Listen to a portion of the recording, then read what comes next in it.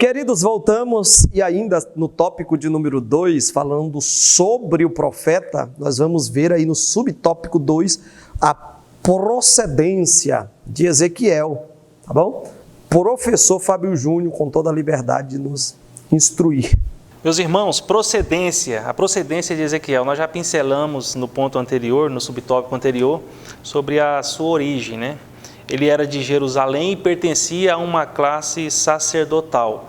Agora, eu gostaria de chamar a atenção de todos, imagine a seguinte situação: você ser treinado a vida inteira para exercer uma função.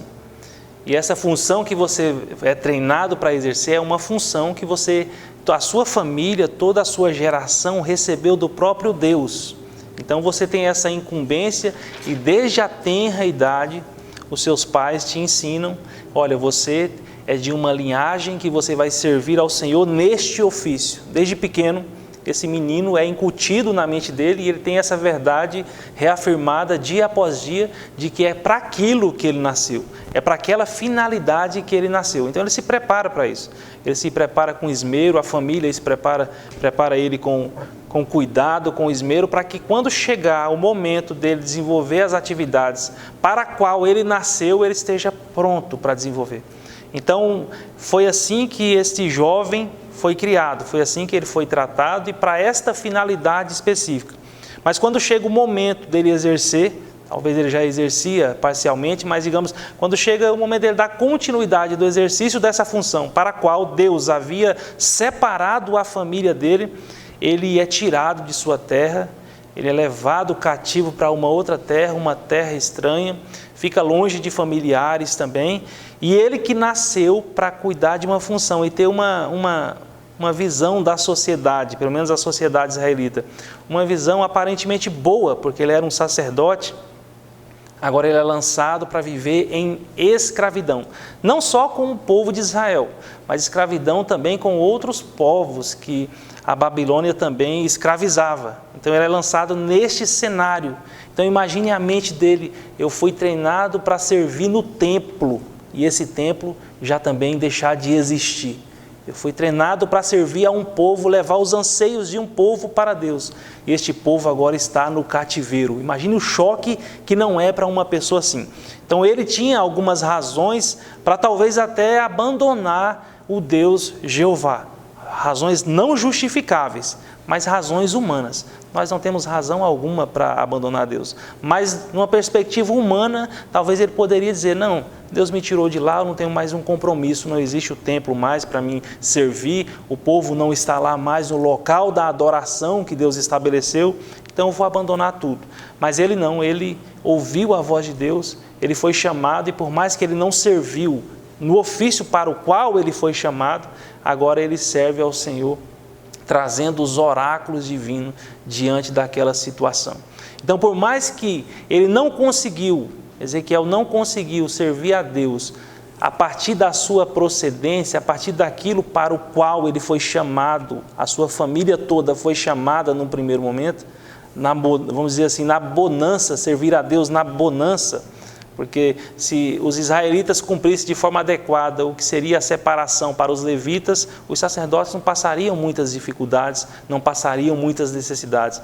Então, por mais que ele não estava ali em uma situação de tranquilidade para servir a Deus, mas no cativeiro ele escolheu servir a Deus da forma que Deus chamou ele naquele momento.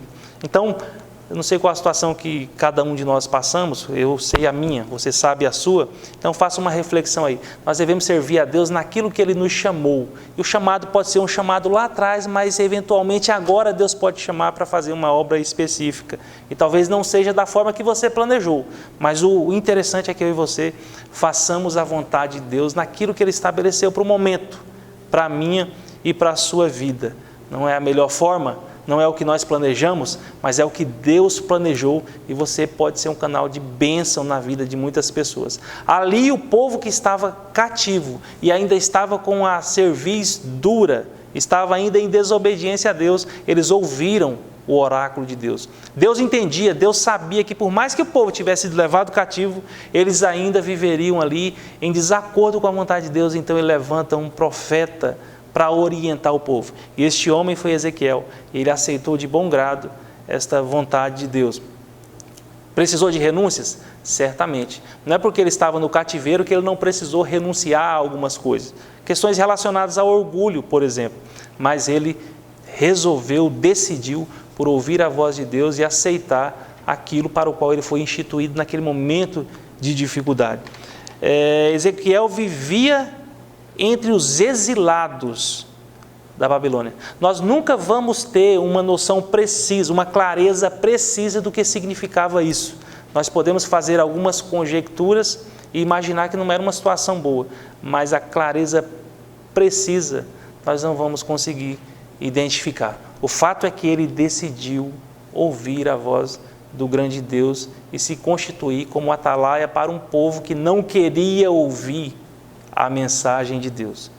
É curioso, e as relações que nós podemos fazer hoje com a vida que nós levamos, com o mundo em que nós vivemos, são inúmeras. Daí a importância de se estudar um livro, um profeta como Ezequiel.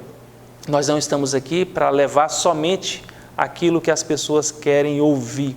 Nós não estamos aqui para esperar um povo vir até nós e nós, enquanto sacerdócio real que somos, levar as petições do povo até Deus. Nós não estamos aqui somente para isso, mas nós estamos também para dizer aquilo que o povo não quer ouvir, que é a vontade de Deus, que por vezes o povo está afastado dessa mesma vontade e precisa ouvir. A reação do povo em relação a essas palavras já é outra questão que nós abordaremos mais adiante, mas o falar é uma responsabilidade da igreja enquanto a voz profética de Deus na terra e de cada um crente individual que também é a voz profética de Deus na terra.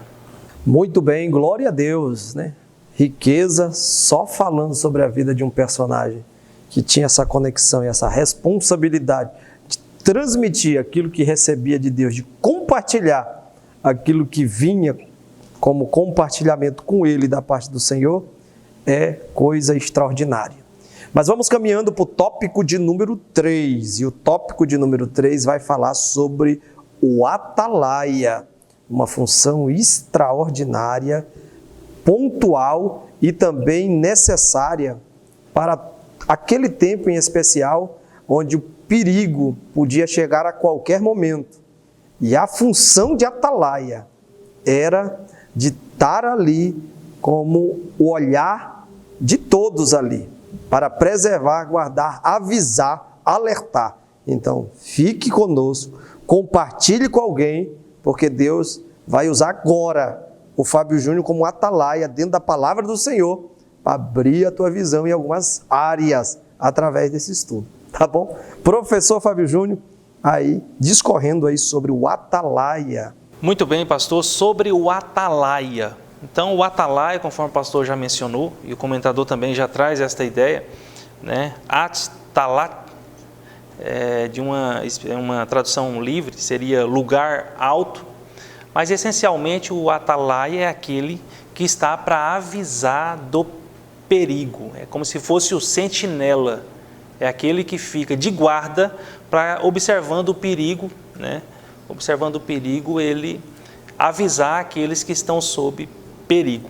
Quando nós olhamos a Bíblia Sagrada, em especial o livro de Ezequiel, ele sendo constituído como um atalaia, e aí nós podemos tirar algumas lições para nós também, porque o estudo de Ezequiel não é o estudo pelo estudo, com fins meramente históricos, não. O estudo e a intenção do comentador é para que nós possamos abstrair algumas lições para a nossa vida a partir do estudo metódico da palavra de Deus, o livro de Ezequiel, em específico para o nosso caso. Mas o atalaia é aquele que avisa do perigo. E Ezequiel foi constituído para avisar do perigo, conforme nós vimos no tópico de número 1, no primeiro momento, avisar do perigo a nação de Israel. A nação de Israel precisava ser avisada do perigo. E ela foi constantemente, por mais que ela endureceu o coração, que nós conseguimos visualizar isso no livro de Ezequiel, vamos ver de forma pormenorizada nas lições seguintes, ela endureceu o coração, mas ela foi avisada. E Ezequiel tinha esta função. E Deus deixou claro para Ezequiel quais seriam as consequências de que se ele não cumprisse essa função. Ezequiel não foi colocado para convencer na marra ninguém. Ezequiel não foi colocado para o convencimento. ele foi colocado para o aviso. Nós temos um indicativo muito claro no Novo Testamento de que quem convence o homem da justiça, do pecado e do juízo é o Espírito Santo. Nós fomos postos para o aviso. A grande comissão, ela traz essa ideia de que nós devemos levar a toda a criatura. Agora, o convencimento é obra do Espírito Santo. Mas o atalaia tem esta missão de avisar do perigo. Tanto aqueles que são de casa, e no caso de Ezequiel, avisar o povo de Israel, né, de que eles estavam diante de um grande perigo, vivendo perigo por conta em consequência dos seus atos, mas não só estes. Também, como nós vimos na segunda divisão do livro de Ezequiel, nós vemos que ele também foi colocado como atalaia para as nações, e ele deveria avisar do perigo. Qual seria a consequência, e qual é a consequência para Ezequiel de ele não avisar as nações e os de casa? E aí de casa, entende-se, o povo de Israel, né? Do perigo. Qual seria a consequência para ele? A consequência é que ele seria culpado do sangue daqueles que morressem sem o aviso. E aí nós fazemos uma exata correlação para com os nossos dias. Nós não eliminamos o livre-arbítrio das pessoas, mas nós temos um compromisso de avisá-las do perigo. E nós não avisando do perigo, nós trazemos sobre nós também esta consequência de não cumprir uma responsabilidade, que nós veremos daqui a pouco a respeito disso, de forma mais pormenorizada. Mas atalaia, no primeiro momento, é isso: alguém que está para avisar do perigo. É um sentinela. O livro de Ezequiel também nós vemos essa expressão no versículo 16, inclusive está na nossa leitura bíblica em classe. Você que não tem a lição, já procura a sua igreja, o superintendente, secretários, e consegue uma lição para você fazer o acompanhamento. Sobre o fim dos 7 dias, nós vemos no capítulo 1 que ele teve uma visão muito estrondosa e ele ficou impactado com aquela visão. E aí ele teve, depois que ele se recompôs, essa expressão, o fim dos 7 dias, faz menção, provavelmente, conforme coloca o comentador, ao fim do impacto inicial que ele teve. Então, após o fim dos 7 dias, ele começa a pregar a mensagem de Deus, a mensagem que Deus havia entregue para que ele pregasse para o povo. E a expressão o Filho do Homem está relacionada e nos traz à mente o entendimento de que nós, enquanto seres humanos, nós somos pecadores, decaídos por conta do pecado praticado no Jardim do Éden. Então todos pecaram, em detrimento da soberania, da grandeza e da pureza do nosso Deus. Então quando Israel traz essa expressão, é sempre no sentido de dizer: olha, você, filho do homem, você está sendo advertido por um Deus que é soberano, poderoso e puro, ainda que você seja pecador. Esta é a sua situação diante desse Deus. Você é um ser pecador e impuro diante de Deus puro, que está te advertindo. Glória a Deus. Com certeza a luzinha vermelha aí dentro de cada um de nós está sendo acendida através desse riquíssimo e precioso estudo na vida de Ezequiel e da sua dedicação em ser um instrumento de alerta para o seu povo. Vamos para um rápido intervalo e já voltamos.